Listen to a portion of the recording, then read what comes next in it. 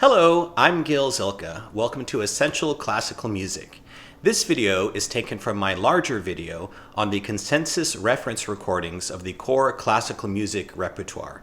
Not my choices, but rather the collective critical consensus that has filtered down through the years, across generations, across continents, to which you have also contributed.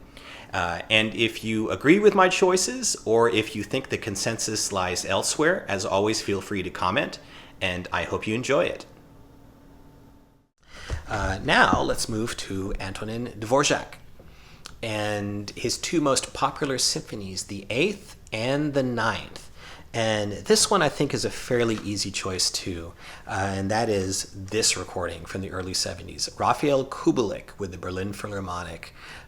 He recorded an entire cycle, but for the last two symphonies, Deutsche Grammophon, they released them together in their originals series. Smart thinking, because these are, on the whole, the most highly regarded versions of these popular works.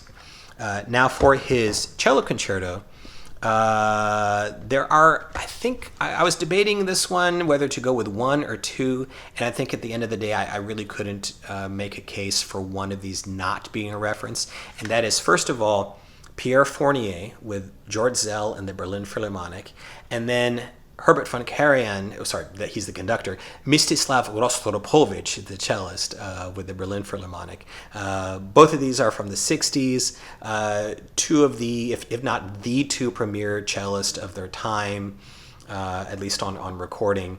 And one of these is more kind of on the taut side, the Fournier-Szell, and one of these is more on the lugubrious, sort of mellow, slower side, so maybe they complement each other well in that regard.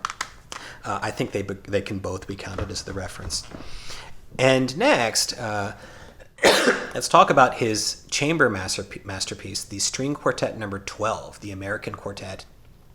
And this one's just really tough. Again, string quartet repertoire is not as recorded. There have been many really good recordings. If I was to go with just the most easily available, that would be the Prague Quartet on Deutsche Grammophon. But if you listen to the Scuttlebutt, that's not the one that's most often favored.